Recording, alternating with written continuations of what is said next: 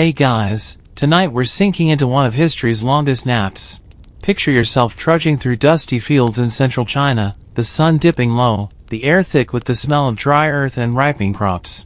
Beneath your boots, unknown to anyone for 2,000 years, lies an army, not breathing, not blinking, not moving, just waiting. You step, and the earth doesn't even sigh. The soldiers don't stir. They've been sleeping longer than any civilization you've ever heard of has even existed.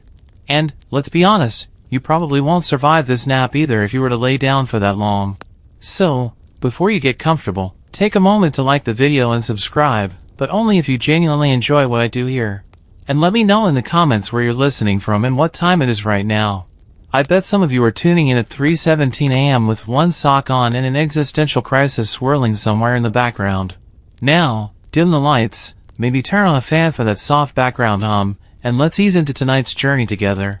You shuffle slowly through the landscape outside Xi'an, once the bustling capital of ancient China. But right now, it's just a sea of quiet farmland. Wheat fields sway, cicadas drone, and beneath it all, hidden under meters of hardened soil, rows upon rows of silent warriors wait. They've been here since the reign of Qin Shi Huang, the first emperor to unify China under one banner in 221 BCE. An emperor who didn't just want monuments or pyramids, he wanted an army for the afterlife. Not a painting of an army, not a model army of toy figurines, but a full-blown, life-sized, eerily detailed battalion to protect him in death. Historians still argue whether this was a display of supreme paranoia or just the world's most extreme retirement plan. Down there, you wouldn't find skeletal remains or rusted weapons. You'd find an entire military force crafted out of terracotta, a kind of clay baked hard, almost like ancient stone. Kneeling archers, proud generals, horses frozen mid-step. Over 8,000 soldiers, and none exactly the same. Each one bears a different face, a different hairstyle, even different levels of battle-worn fatigue sculpted into their clay cheeks. You pause and picture it, the weight of silence so thick it feels like a blanket. Imagine how the air would taste underground, musty, heavy with the trapped breath of centuries. Above ground, life moves on, empires fall, new ones rise, technology blooms, and yet below, the army naps on, unmoved, unseen, unbothered. Local legends whisper of strange stones surfacing after heavy rains, odd pottery shards sticking out of furrows. Farmers in this part of Shanxi province would sometimes dig up chunks of terracotta and chuck them aside, not knowing they'd just grazed the face of history. And for centuries, the army stayed hidden. Earthquakes shook the land, floods swept the plains, wars raged across China, but nothing woke them. Soil built up in slow, in different layers, and the army disappeared deeper and deeper, as though the planet itself was trying to tuck them in. It's easy to forget, in our noisy modern world, that most of history is silent. For 2 millennia, these soldiers were trapped in perfect stillness, blind to the tides of time, their existence becoming more myth than memory. But even the deepest naps must end eventually. And when they did wake, cracked, chipped, and blinking into the sunlight, it wasn't with a grand flourish. No armies of archaeologists with trumpets. No global media fanfare. Just a farmer, digging a well, trying to survive a drought. He struck clay, cursed, and nearly abandoned the effort. Imagine if he had. Today, we know the Terracotta Army is one of the greatest archaeological discoveries of the 20th century. But back then? Just another stubborn rock in a parched field. That's history's real trick, it hides the incredible right under your nose, disguised as dirt. And so, you continue pacing that field, the breeze tugging at your sleeves, the low hum of crickets carrying on. Beneath your feet, 8,000 silent warriors still slumber, patiently waiting for the right moment to rise again, not with weapons, but with the quiet power of memory. You step deeper into the past, the fields blurring into the faint outlines of ancient cities, palaces, and battlefields. Through this haze, the figure of Qin Shi Huang looms, no soft robes and wise beard here. Instead, think steel gaze, iron will, and the kind of to-do list that included conquer all neighboring states and live forever. Born in Qing in 259 BCE, he ascended to the throne of Qin at just 13 years old.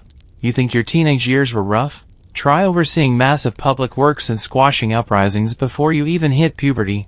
By 221 BCE, after years of relentless war, Yingxing unified the fractious states of China under one rule and crowned himself Qin Shi Huang, first emperor of Qin. first implying, of course, that there would be many more. Spoiler, not so much. But ruling the living wasn't enough. Qin Shi Huang was obsessed with the afterlife, terrified of death, or maybe just extremely committed to the idea of staying on top even after his pulse gave out. Historians still argue whether this was deeply spiritual or just a cosmic-scale vanity project. Maybe both. So he ordered a massive underground palace built, a mirror of his earthly empire, stocked with everything he'd need, luxury, entertainment, traps, we'll get to those later, and of course, protection. Protection shaped from terracotta, a kind of ancient superclay mixed, kneaded, and fired in kills to create an army that wouldn't die, couldn't rebel, and wouldn't ask for raises. You picture the emperor pacing his construction site, robes flaring in the dusty wind, barking orders as the figures around him slowly took shape, archers, cavalry, infantry, all life-sized, all ready to follow him into eternity. No two soldiers alike. It's said the artisans modeled their faces after real people, though historians still debate if that was deliberate realism or just tired sculptors getting creative to meet insane deadlines. You can imagine one craftsman smirking, slipping in the face of a grumpy neighbor, immortalized in clay forever. And the scale? Mind-melting. Current estimates suggest over 700,000 workers were conscripted, an entire city's worth of laborers pressed into service. Artisans, metalsmiths, woodworkers, and unskilled laborers slogged for decades. Imagine spending your life carving a soldier's boot, knowing you'll never see your work displayed, your name forgotten the moment you set down your chisel. It wasn't glamorous work, it was survival. Refusal wasn't an option. And in a macabre twist, the emperor's paranoia didn't stop at the grave. Many workers who knew the secrets of the tomb's construction were said to have been sealed inside upon its completion, a gruesome form of quality control. Historians still argue whether this is true or just another layer of terrifying myth around Qin Shi Huang's legacy. Either way, you wouldn't want to clock in at that job site. But the emperor wasn't content with statues alone. His burial complex sprawled across nearly 38 square miles, roughly the size of 34 football fields. Underground palaces, intricate roadways, rivers, and seas simulated with mercury. All of it carefully crafted to mimic his earthly realm, down to the last shimmering jewel and gilded roof tile. The Terracotta Army wasn't just a fancy grave marker.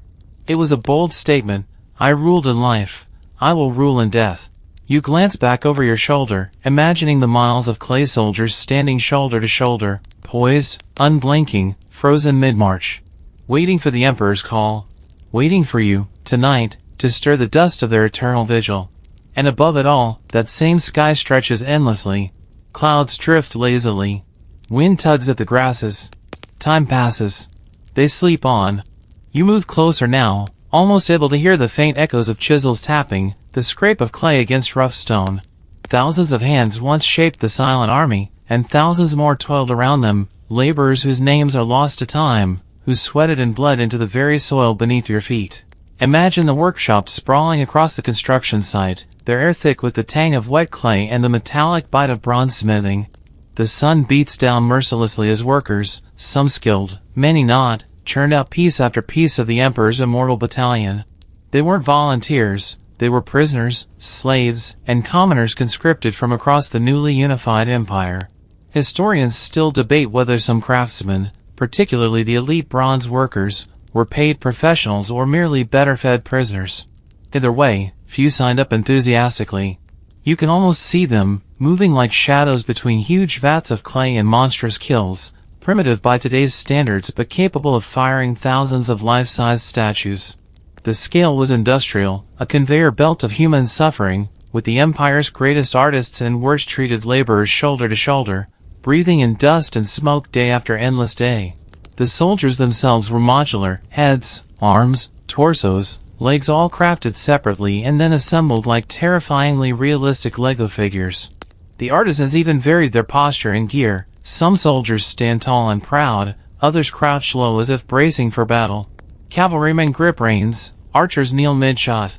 And if you look closely, really closely, you'll find fingerprints still pressed into the clay. Little ghostly signatures from workers who could never have imagined that 2,000 years later, you'd be here, tracing their ancient touch. But laboring for the afterlife wasn't limited to soldiers. Chariots and horses were crafted, as were entertainers, acrobats, musicians, dancers, an entire microcosm designed to keep the emperor amused for eternity. You might smile at the idea of ancient bureaucrats assigning who would build the world's first eternal circus, but here it was, work orders filled, quotas met, all in the name of immortality. And yes, if you're wondering, the punishment for poor workmanship could be severe. Faulty soldiers, ones that cracked during firing or sagged pitifully into monstrous lumps, were smashed and discarded. Even in death, the emperor demanded perfection. Historians still argue whether the threat of execution really hung over the workers, or if that's a later embellishment. But honestly, would you risk it? The clay wasn't the only marvel. Some weapons unearthed alongside the army, crossbows, swords, spears, showed a level of craftsmanship that would make modern metallurgists weep. Bronze blades coated in a mysterious chromium compound have been found near the soldiers, eerily rust-free after 2 millennia. Historians still bicker over whether the ancient Chinese understood the chemistry or just got incredibly lucky. Either way, it's another little miracle, resting quietly under centuries of farm soil.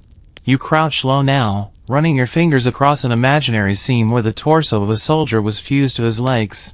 You imagine the artisans, squinting against the smoke, slapping on clay slip to glue the parts together, sculpting in final touches, a curl in the hair, a crease in the armor, a frown of grim determination on a potter's model of a warrior. And all of it, every mold, every soldier, every horse, was made to be buried and forgotten. No gallery openings, no grand unveilings, just silence. Forever. Above you, the sun slips lower. The earth cools. But beneath you, the army waits, locked in a slumber as deep as history itself. You keep moving, your steps slowing as you imagine the air getting thicker, more ancient. It's almost as if the ground itself remembers the hands that shaped the army, the artisans with their calloused palms, the overseers with their sharp eyes and sharper whips. But what really makes you pause is the quiet marvel of their techniques, so advanced they still make modern scientists squint and mutter under their breath. You bend down, pluck a handful of imaginary terracotta dust, and think, how did they do it? The soldiers weren't just molded and dried like pottery class projects. No, these were constructed using techniques that were revolutionary for their time, and honestly, a little baffling even now. Take the lacquer, for example.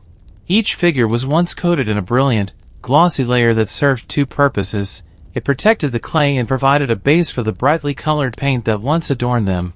Yeah, you heard that right, the terracotta army wasn't always that soft, sleepy gray-brown we see today. No, once they burst with color, vivid purples, rich reds, bright greens, and deep blues. Warriors stood there in lacquered armor, faces flushed with pinks and reds, lips curved, eyes alive with detail. Imagine that whole underground army looking less like a somber ruin and more like the world's most terrifying life-sized action figure collection. The lacquer was the secret. It added shine and adhesion for the pigments but required painstaking care. The process involved sap from the Chinese lacquer tree, a sticky, toxic substance that could only be applied in thin layers and cured under precise humidity conditions. One slip up, and you got bubbles or cracks. No pressure, right? But there's more. The pigments themselves were mineral-based, mixed with binders we still haven't entirely decoded. Ancient painters daubed on colors with the kind of intensity that suggested they didn't think anyone would ever see this art. Joke's on them, and us. And here's the kicker. When the army was first unearthed in 1974, many of the newly exposed figures still had traces of their original paint. But like vampires meeting sunlight, the colors crumbled to dust within minutes of exposure. The lacquer, after centuries of pressure and darkness, shrank and peeled when the cool air hit it, pulling the paint away like a snake shedding its skin. Conservators could only stand by and watch helplessly as the colors vanished before their eyes. Historians still argue whether the loss of the original polychromy was preventable, if only we'd known more about ancient materials science back then. Or maybe it was inevitable, a reminder that some things are too delicate for the world we live in now. You sigh and look around the imagined dig site. Think about the lost Rainbow Army, now faded to somber monochrome. Think about the ingenuity it took to create them, the precision, the knowledge, the sheer, stubborn craftsmanship of workers who knew this army wasn't destined for admiration but burial. And here's something wild, even the weapons weren't afterthoughts. Archaeologists found crossbows with complex trigger mechanisms, designed for maximum lethality. Some argue that Qin Shi Huang's engineers were centuries ahead of their time, flirting with ideas that wouldn't reappear in Europe until the Renaissance. Imagine a bronze trigger so finely tuned it could fire a bolt with deadly accuracy from a soldier you couldn't even tell was armed. Sneaky. You stand now, stretching, the ache of 2 millennia pressing against your ribs. Around you, the terrain rolls on, featureless and plain. But beneath? A miracle of lost techniques, broken colors, and the stubborn fingerprints of artisans who whispered their secrets into clay and lacquer, and then buried them deep, trusting time to forget. And for the longest time, time did exactly that. You shuffle forward, the earth firm beneath your feet, and imagine it, the Emperor's ghost army slumbering below, their blank clay eyes facing the horizon, eternally vigilant. But their mission wasn't merely to look intimidating or to give future tourists something to gawk at. No, the Terracotta Army had a far deeper, more desperate purpose, to guard Qin Shi Huang's soul. Death, to Qin Shi Huang, wasn't the end. It was a change of address. He wanted to rule the afterlife just as ruthlessly as he ruled China, and what better way to do that than to bring an army along for the ride? Ancient Chinese belief systems saw the afterlife as a continuation of earthly existence, same wars, same bureaucracy, same soul-crushing paperwork, probably. So Qin Shi Huang wasn't taking any chances. If enemies pursued him beyond the grave, he wanted to be ready. Hence, an army not just of soldiers but of cavalry units, archers, charioteers, and even civil officials and entertainers. Because what's an emperor without his court, his generals, and a few jugglers to keep the mood light? You close your eyes for a moment and try to picture it, an endless underground empire, complete with palaces, armories, stables, and marketplaces, populated by clay figures ready to serve forever. Historians still argue whether Qin Shi Huang genuinely believed he could govern the afterlife or if he simply wanted to make absolutely sure no one forgot who was in charge. Knowing his track record, both feel equally likely. And then there's the tiny detail that makes you shiver a little: real weapons. Yes, those bronze swords, spears, and crossbow bolts weren't just ceremonial props.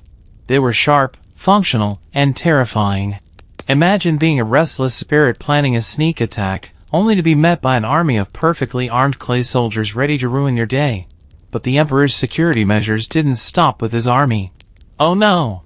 Ancient texts hint at a vast array of booby traps hidden within the tomb complex, crossbows set to fire automatically if disturbed, rivers and seas of liquid mercury to poison intruders, and cleverly disguised pitfalls. Historians still argue whether these traps actually exist or whether they're just the fevered dreams of ancient chroniclers, but honestly, are you really going to volunteer to find out? And what about the soldiers themselves? Each crafted with painstaking detail, each designed to be lifelike, each armed to the proverbial teeth. You'd think that, being clay, they wouldn't be very imposing. But standing next to them, even imagining it now, you can't help but feel a little uneasy. Their faces are eerily individualized. Some scowl, others smirk. Some look as though they're about to bark orders, others seem lost in thought, as if even in the afterlife, they're worried about logistics.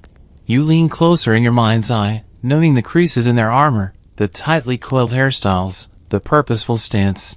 There's a sense of latent energy about them, like statues caught mid-breath. And you realize, this isn't just a work of art. It's a statement of power. You can almost hear Qin Shi Huang's whisper across time: even in death, I remain unconquered.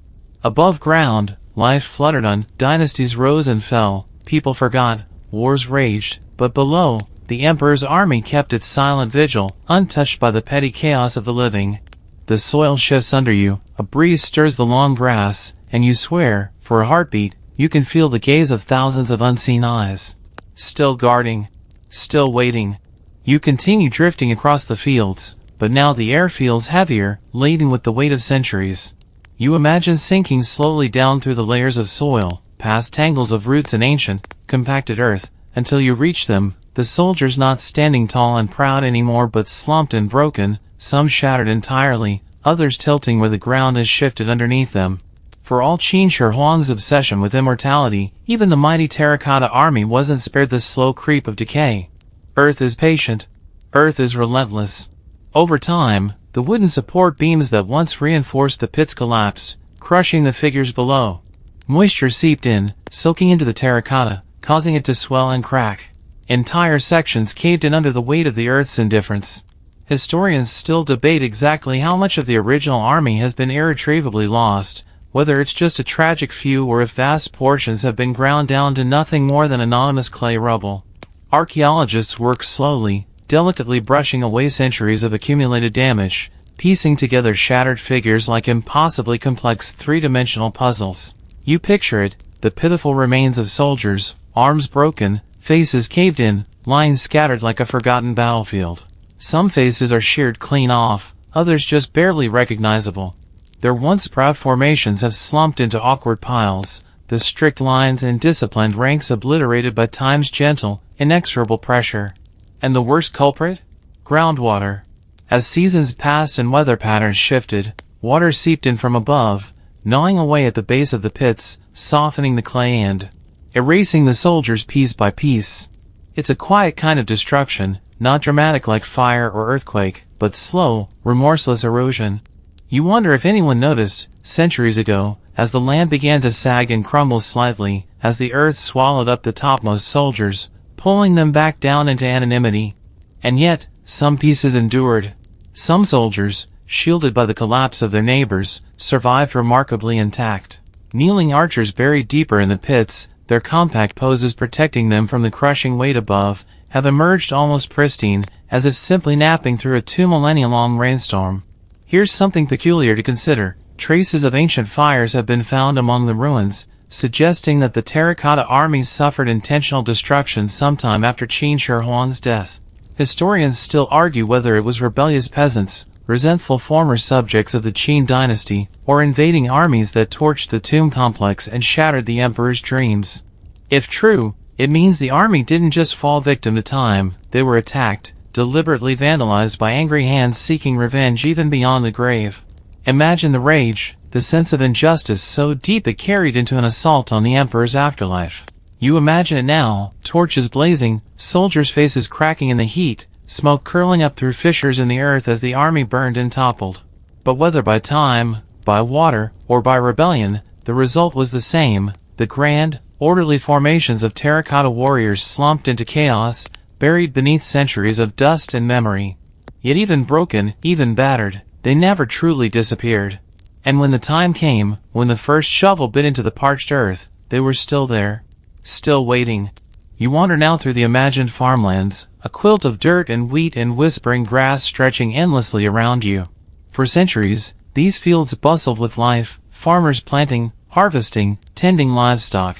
Children chasing each other, oxen plodding along rutted paths. All the while, an army slept just meters below, unknown, unheeded. You kick a clump of dirt and think about it. How many times did a plow catch on something hard? How many times did a farmer mutter under his breath, haul out a broken clay fragment, and toss it aside without a second thought? Strange, sure. Annoying, probably. But worth a second glance? Not really. Generations lived and died with the terracotta army practically under their fingernails, and yet no one realized what was there. You might feel a little smug, sitting here in the modern age with your documentaries and drone footage. But back then, a chunk of clay was just a chunk of clay. Besides, life was busy, and survival wasn't optional. Some villagers did tell odd tales, though. Whispers of strange, stubborn stones appearing after heavy rains, of pottery shards that seemed oddly lifelike. A farmer's wife might joke about digging up a clay arm in the bean field, then shrug and get back to work. A child might haul home a mysterious shard, only to have it chucked into the stove or used to prop up a table. There are even old records, faded, dusty chronicles, that mention stone statues found in the area, described vaguely and dismissed even more vaguely. Historians still argue whether these early hints were genuine or if the details were lost in the fog of time and imagination. After all, when your livelihood depends on your crops, ancient buried soldiers rank pretty low on your priority list. You squint into the distance and imagine the hundreds, maybe thousands of casual encounters with history, sharp plow blades grating across a terracotta leg, an ox's hoof cracking a soldier's helmet, a farmer cursing yet another broken hoe. All these brushes with immortality, shrugged off because no one had any idea what lay beneath. And it wasn't just farmers. Xi'an, known in ancient times as Chang'an, was one of the cradles of Chinese civilization. People built homes, roads, and markets. They dug wells and foundations, always missing the army by just a few meters, by pure accident or divine irony. The Terracotta Army became part of the landscape without anyone realizing it, a secret hidden in plain sight. Like an old family heirloom stashed in the attic, forgotten until someone finally, accidentally, blows off the dust. And when you think about it, that's kind of beautiful. A reminder that sometimes the greatest treasures aren't locked in vaults or guarded by laser systems, they're just quietly waiting under your feet, biding their time. You glance down again, half expecting to see a hint of a terracotta helmet poking through the soil. But the earth keeps its secrets well. For now. You drift onward, the air thick with the ghosts of centuries. Picture it, emperors rise, dynasties crumble, and the world forgets about the silent army beneath the fields. Civil wars rage. Foreign invaders sweep across the land. New rulers declare new eras, stamp out old ideas. The Mongols storm through, the Ming dynasty builds walls, and the Qing dynasty reshapes China's borders. Meanwhile, under your feet, absolute stillness. The passing of time doesn't roar down here. It trickles, slow and patient, like a leaky faucet in an abandoned house. Historians still debate what exactly happened to the tomb during all those centuries. Some argue that the ancient burial pits shifted and cracked during earthquakes, especially the massive quakes that rocked central China throughout history. Others suggest that as dynasties fell and social chaos reigned, the tomb complex was looted, scavenged, and gradually forgotten. There are even old folktales about stone ghosts wandering the fields, maybe the last, warped memories of the soldiers once spotted peeking from the eroding soil. But mostly, the Terracotta Army simply slept. Rain fell. Soil washed down from the surrounding hills, layering over the broken soldiers inch by inch. Plants grew and died, their roots weaving through the pits like slow, curious fingers. Animals trotted overhead, oblivious. The world changed color, changed shape, changed rulers, but beneath it all, the army endured, crumbling quietly, yes, but still present, still loyal to their unseen emperor. You close your eyes and try to feel it, centuries compacted into silence. Every generation adding a whisper-thin layer of time, sealing the soldiers deeper and deeper, like the earth was protecting them in a way even Qin Shi Huang couldn't have planned for. There's something oddly comforting about it, isn't there? How the world forgets and remembers in cycles. The Terracotta Army was never meant to be seen again. It was meant to serve the emperor quietly, eternally, without fanfare. Yet somehow, even as the surface world churned and burned, the soldiers stayed put, neither forgotten nor truly remembered, just waiting. And waiting. You shift your weight, feeling the solid press of the earth beneath you, imagining the countless stories lived and lost above these fields. Peasants planting rice. Merchants trudging muddy roads. Soldiers marching to wars long forgotten. And all the while, the Terracotta Army lies just a few feet down, intact enough to still whisper their story when the time finally comes. It's humbling, really. A reminder that no matter how loud life gets up here, down there, time hums on its own frequency. And somewhere, deep in the quiet soil, a clay soldier's empty eyes are still facing east, still standing ready. You trudge forward, feeling the dust cling to your skin as if history itself doesn't want to let you go. Up ahead, there's the faint shimmer of campfires in the distant past, villagers huddled close, whispering stories about the land. Not about the emperor, not about his clay army. No, about other things. Odd things. Strange happenings that they couldn't explain. Because, see, when you live atop the restless dead, whether you know it or not, you tend to notice things. The villagers around Xi'an may not have known about the Terracotta Army, but that didn't stop them from spinning tales. You hear one old woman cackling as she throws kindling into the fire, telling a story about the stone spirits, figures she swore she saw in her youth after heavy rains flooded the fields. Others would nod, pulling their coats tighter. Yes, they'd heard the rumors too. Shapeless figures half sunk in the mud. Strange broken arms and faces appearing where the earth had split. Maybe curses, maybe omens. Either way, best to stay clear. Historians still argue whether these bits of local folklore preserved faint echoes of the buried soldiers. Whether some ancestral memory clung on in whispers long after the real details were forgotten. Maybe those children dragging clay fragments home weren't just mischievous, they were tugging on the frayed hem of a long-lost truth.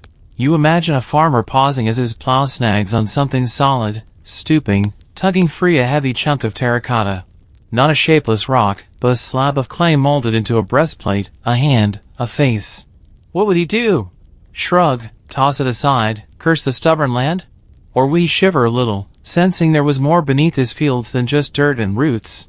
The villagers told each other these stories quietly, in between the serious business of survival. Superstitions that were too old to trace, fears too deep to name. Maybe it was safer that way. Easier to laugh at the idea of stone soldiers than to think about what else might be sleeping under the wheat and barley. Some even spoke of the land itself being cursed, though they wouldn't say it too loudly. You didn't want to tempt fate. A broken wheel here, a failed crop there, best not to blame it on anything but the weather. You stop for a moment and crouch low, brushing your hand through the soil.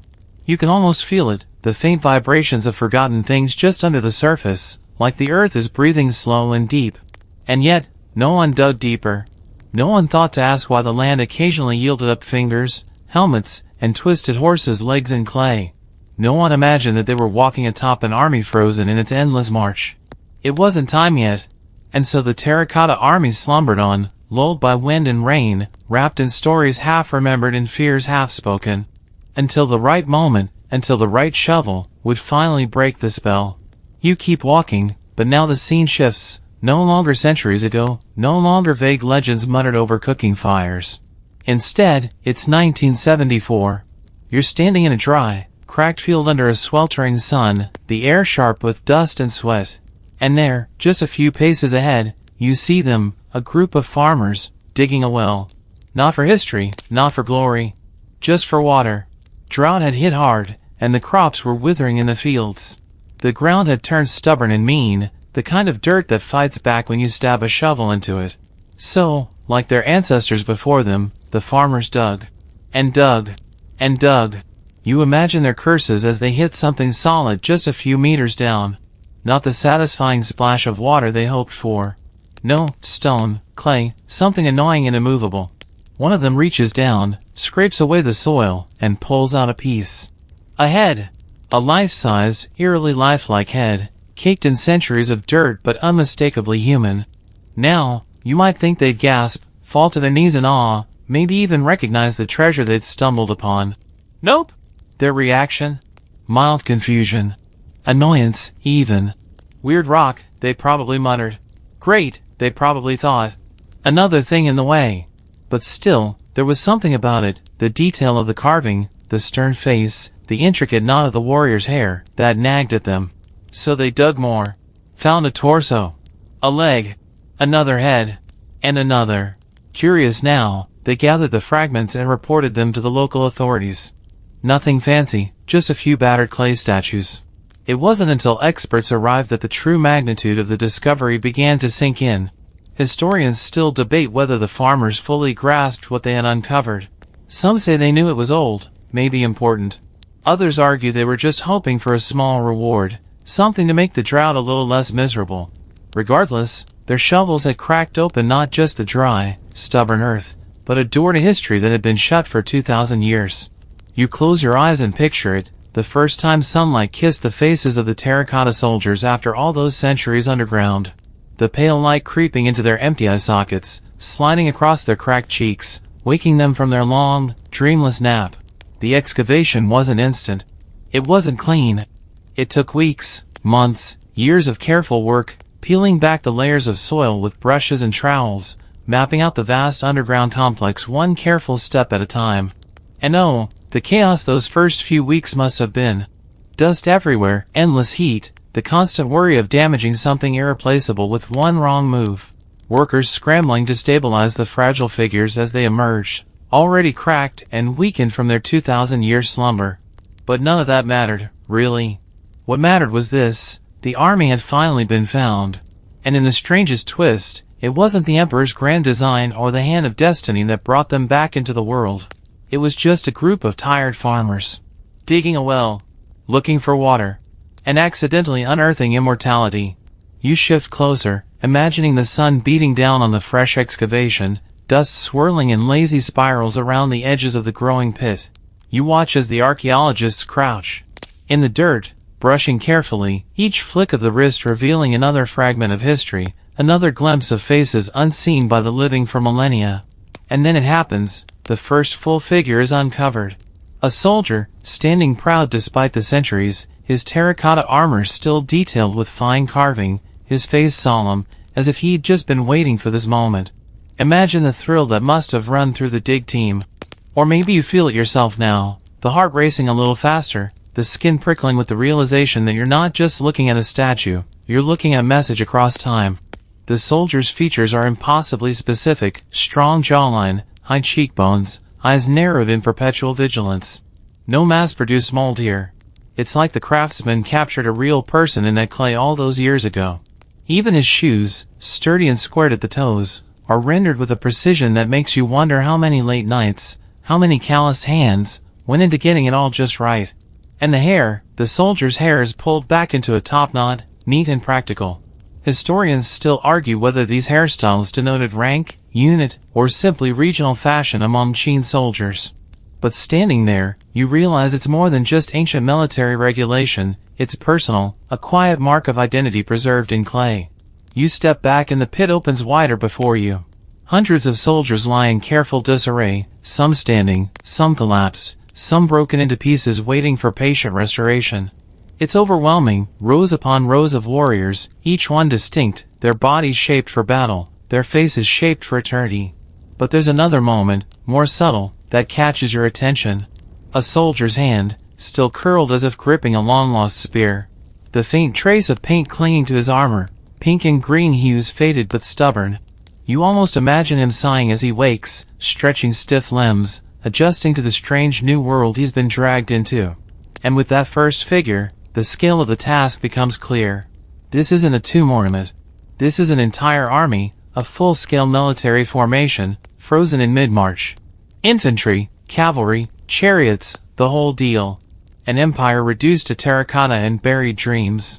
You kneel closer to one of the kneeling archers. Smaller, leaner than the foot soldiers, poised with one knee to the ground.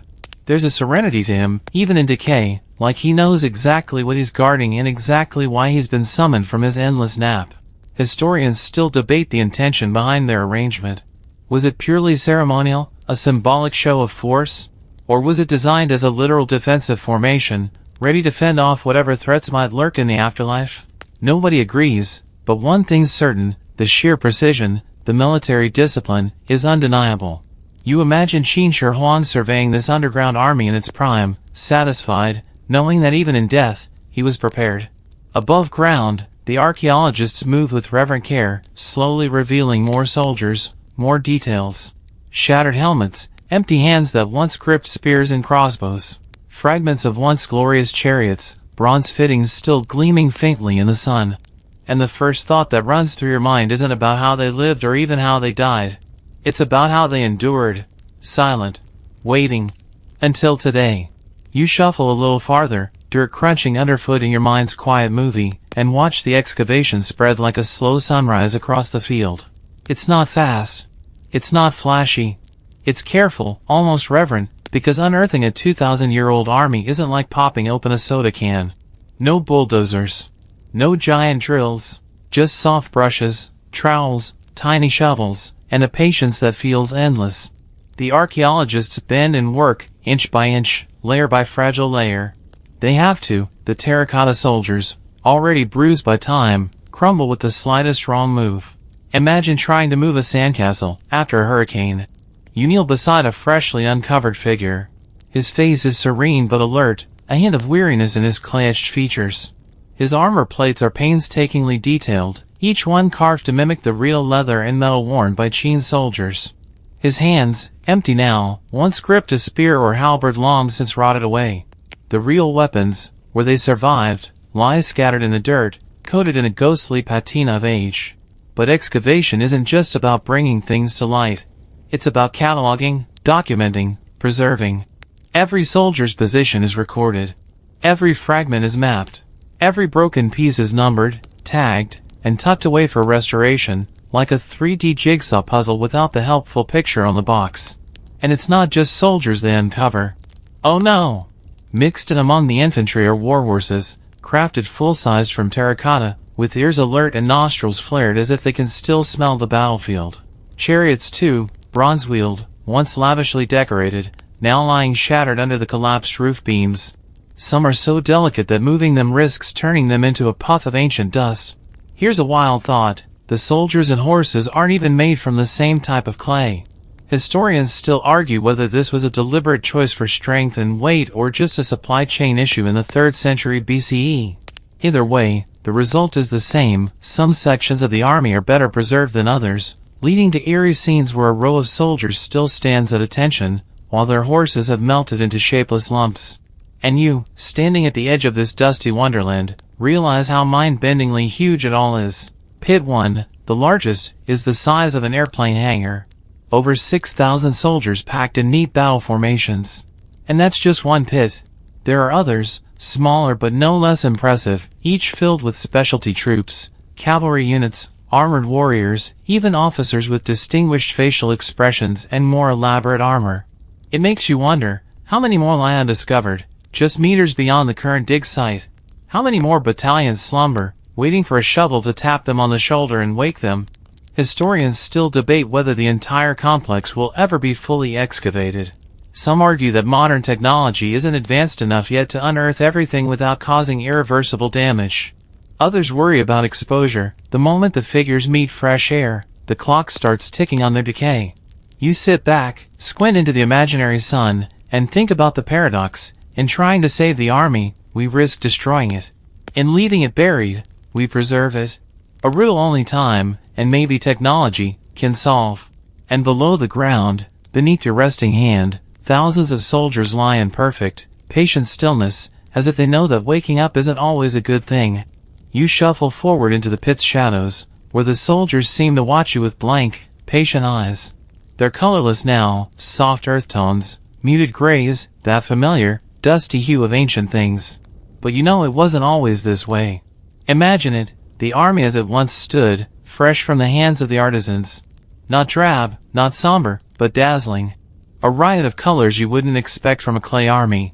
Robes of vibrant reds and blues, armor plates gleaming gold and black, facial details carefully painted to mimic life itself.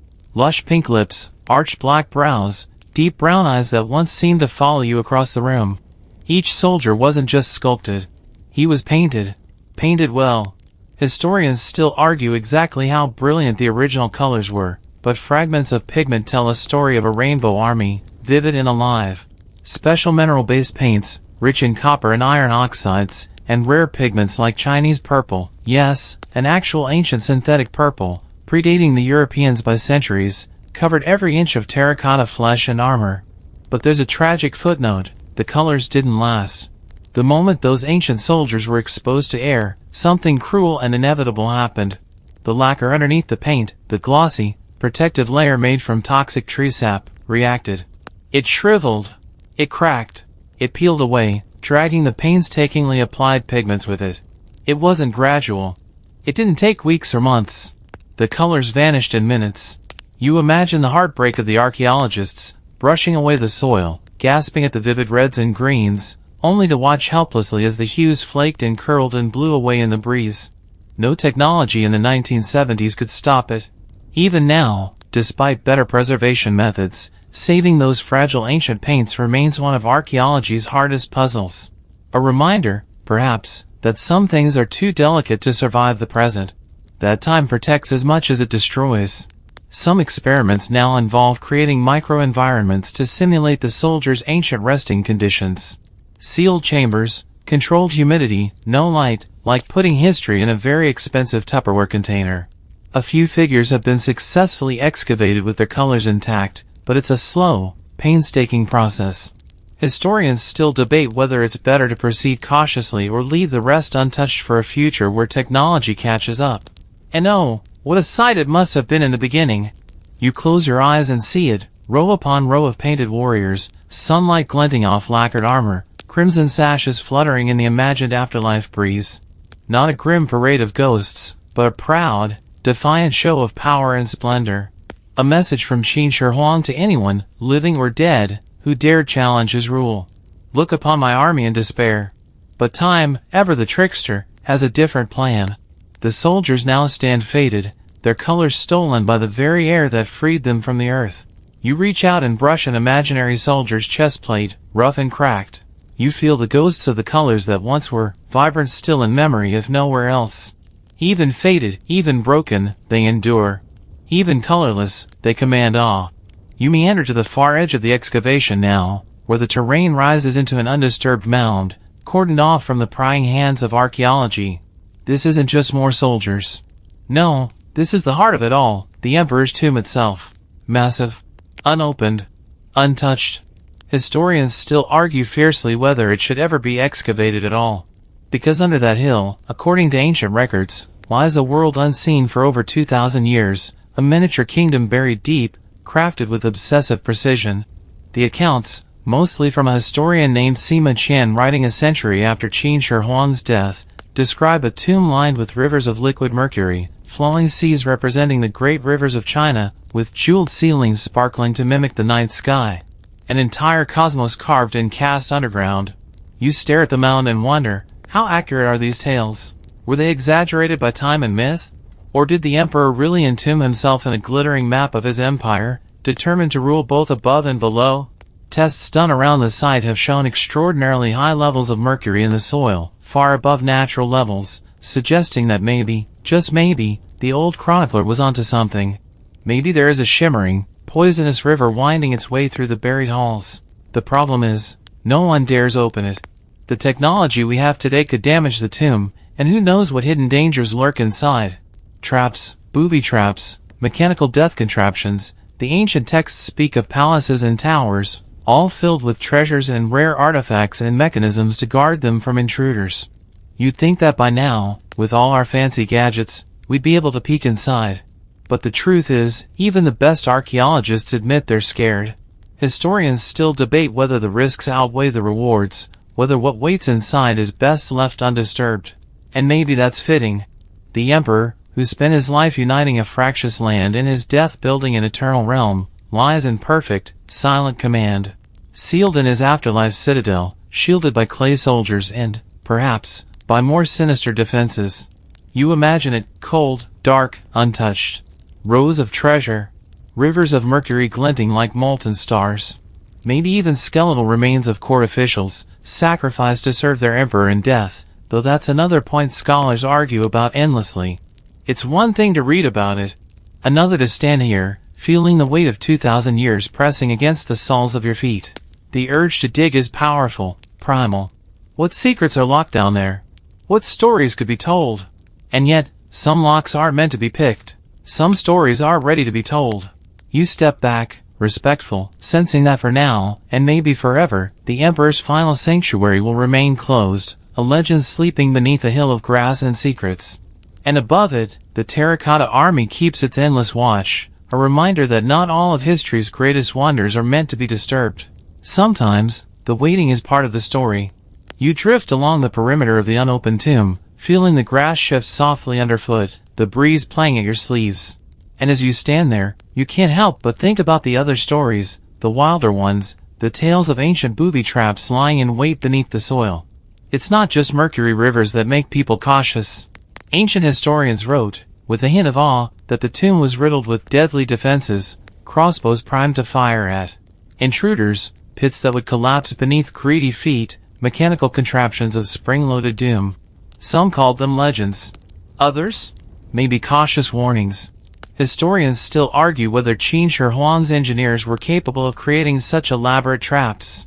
After all, this was the same civilization that engineered immense canal systems, precise weaponry, and, yes, a life-sized clay army.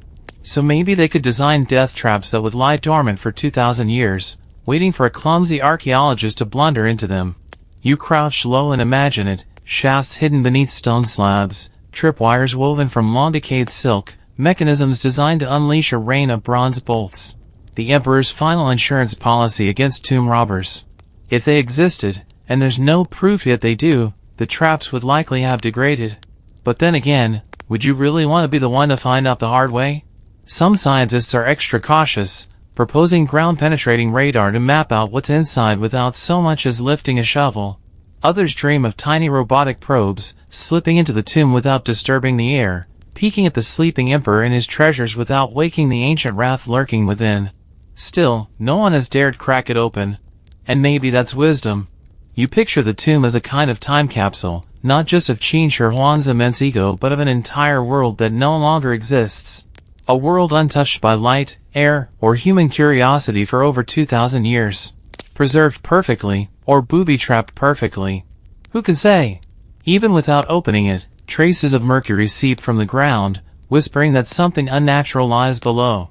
You can almost see it, the poison river winding its way around thrones and treasure, silent, waiting. It's poetic, really. The emperor who sought immortality now guards himself with a liquid metal that kills everything it touches. You take a few cautious steps back, instinctively. As if even standing here, even imagining it, might trigger something. Best to let it be. The Terracotta Army would agree, you think. They've spent 2 millennia standing vigil over this untouched secret, their cracked but defiant faces bearing silent witness. Waiting. Always waiting. And if the traps are real, they're waiting too.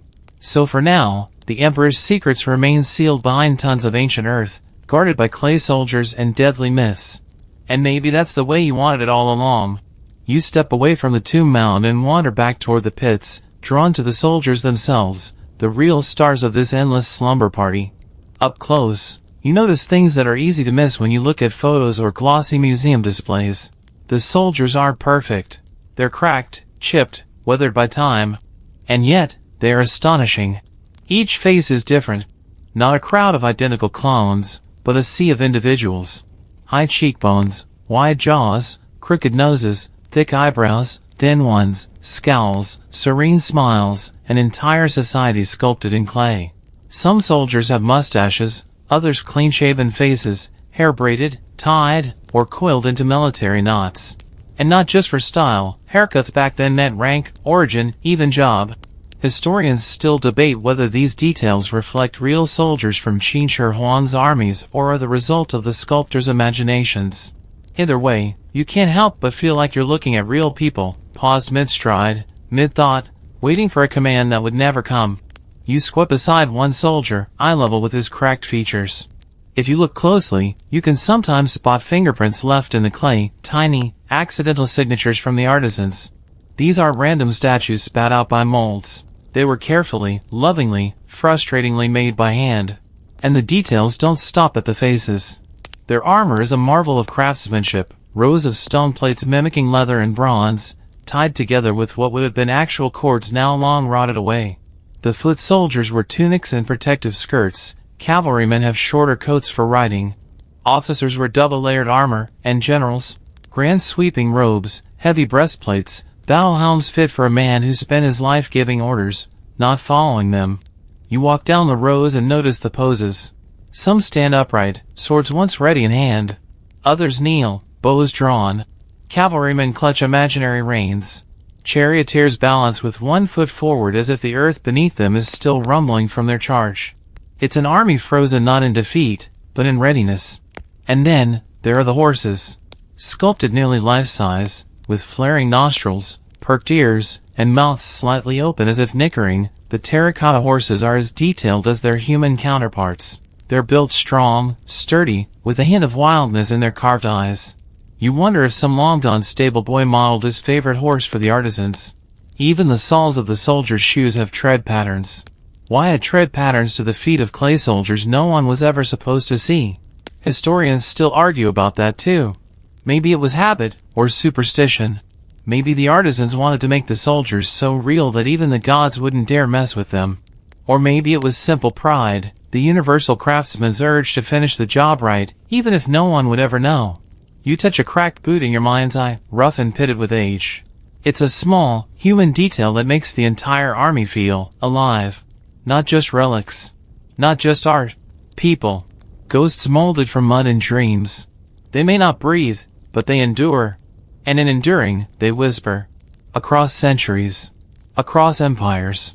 Across the brittle, tired edges of time itself. Still here. Still waiting. You keep moving, weaving your way between the silent ranks, and as you do, the scale starts to press down on you, not in a loud way, but with the heavy, persistent hush of something massive.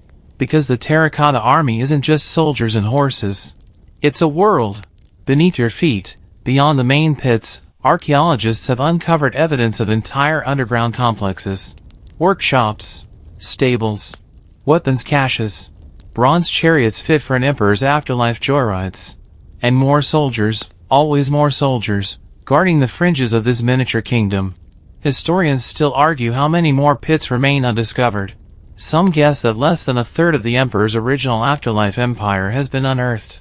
Imagine that. What you see already feels overwhelming, but it's barely the tip of the iceberg.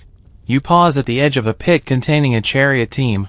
The bronze horses are harnessed, rearing slightly as if caught mid-gallop. The chariot itself is tiny, no bigger than a modern car, but once, it was plated with gold and silver.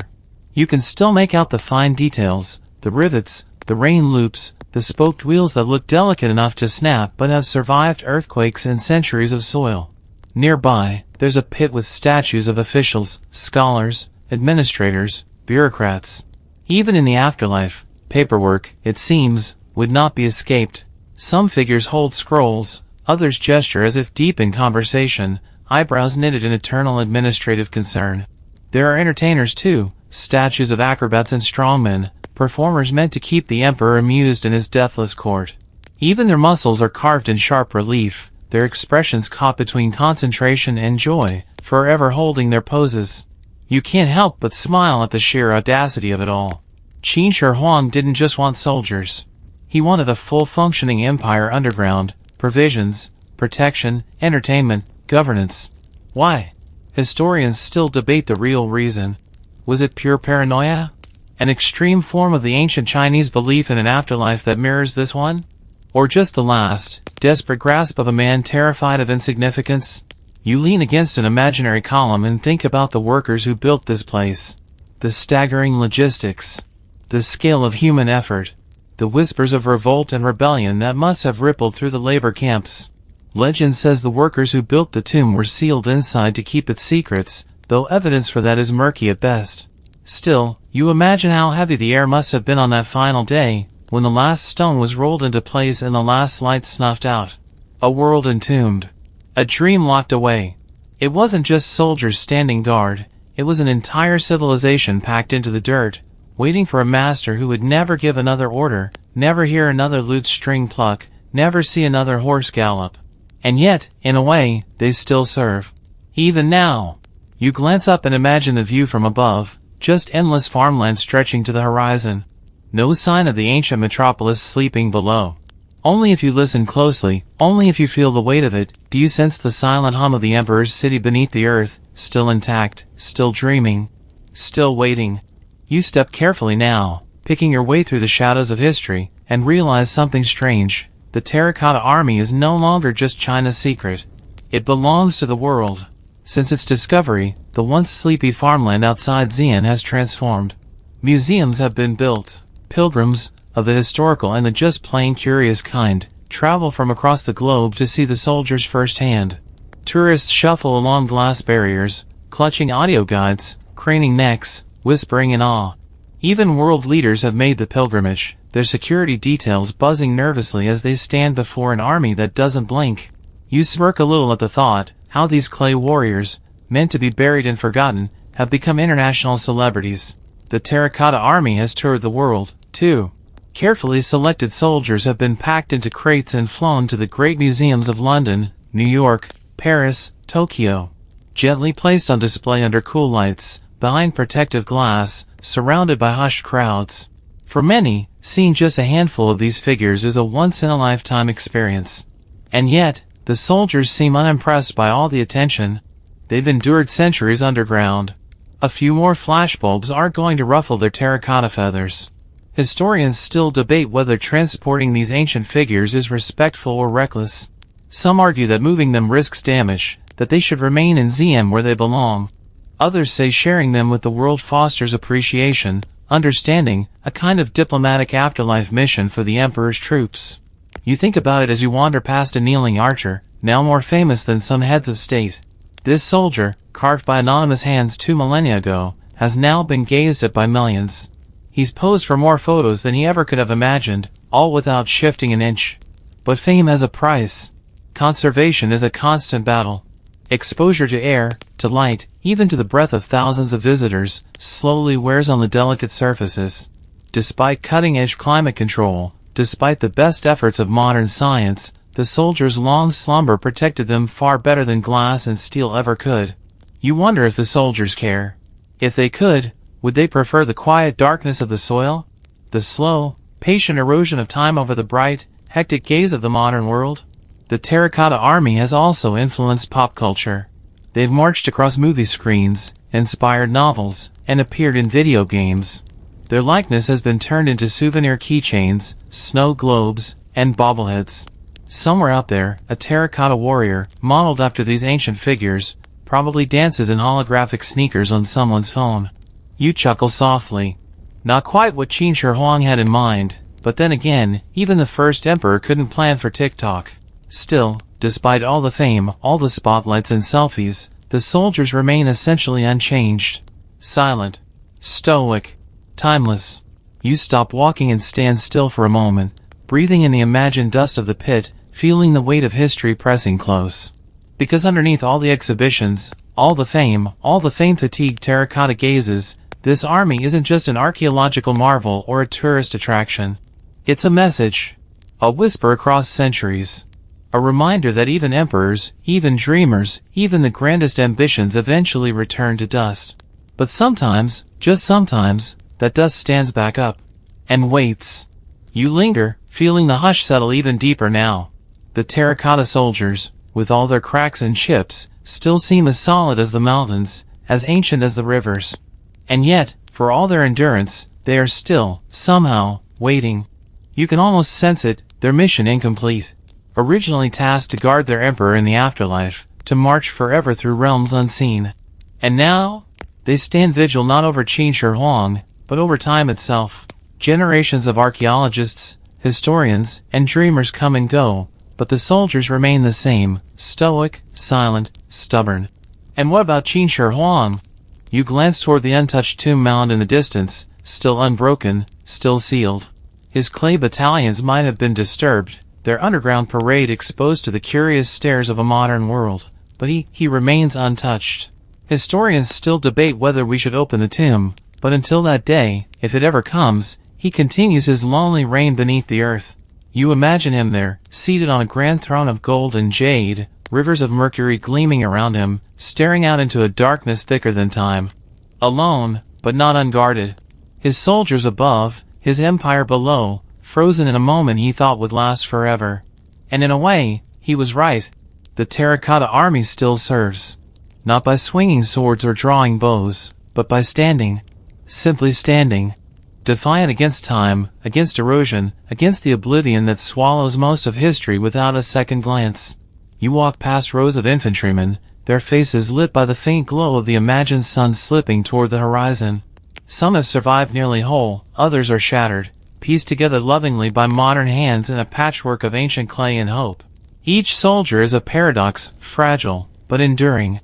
Forgotten for 2 millennia, yet now unforgettable. And maybe that's their true victory. Not the afterlife battles they were built to fight, but the fight against forgetting. Against being lost. Against silence.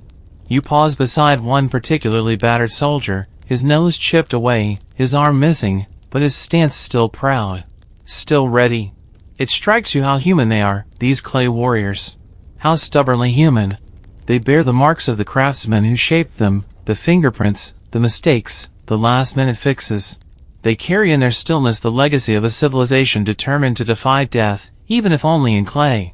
You imagine them breathing, not in the way we breathe, with lungs and blood, but with something slower, deeper. The breath of memory. The breath of history. Still guarding. Still waiting. Waiting for what? You wonder. For the emperor to rise? For their final battle? Or simply for someone to remember they were here? You take one last stroll through the ranks, the imagined evening light turning everything gold and soft, shadows stretching long across the packed dirt. The soldiers seem to blur at the edges, less like figures of clay, more like old friends you're reluctant to leave behind. And maybe that's the trick. Qin Shi Huang's army was never really asleep. They were waiting for you. The way the soldiers stand, cracked and dust-coated, yet somehow unbroken, whispers something simple: we were here. Not just for an emperor obsessed with his place in eternity, but for every pair of eyes that would one day look upon them and marvel. Historians still debate what the Terracotta Army truly represents. Was it pure vanity? A monument to paranoia? Or a grand, defiant gesture against time itself? Maybe it's all of those. Maybe it's none. You crouch, trailing your fingers lightly along the imaginary edge of a soldier's shield. It's cool, solid, gritty with the ages. In a world where most things crumble, where even kings become footnotes, these soldiers have endured. And in doing so, they've become more than guards. They are storytellers. They speak not with words but with presence, with silence, with the endless patience of the earth itself. The world will move on. New empires will rise, old ones will fall. New technologies will bloom and fade. But here, just beneath the fields of Xi'an, the Terracotta Army will remain. Not untouched, not unchanged, but still present. Still standing. Still waiting. Waiting for the next curious soul to wander through their ranks. Waiting for the next pair of eyes to meet theirs and wonder what it was all for. Waiting to remind us that even the deepest naps must end eventually, but that some naps are worth the wait. Now, dim the lights a little lower. Let the soft hum of the night take over. Imagine the earth cooling, the stars blinking open one by one, and the quiet soldiers settling once more into their endless watch. They are patient. And now, so are you. Sleep well, traveler.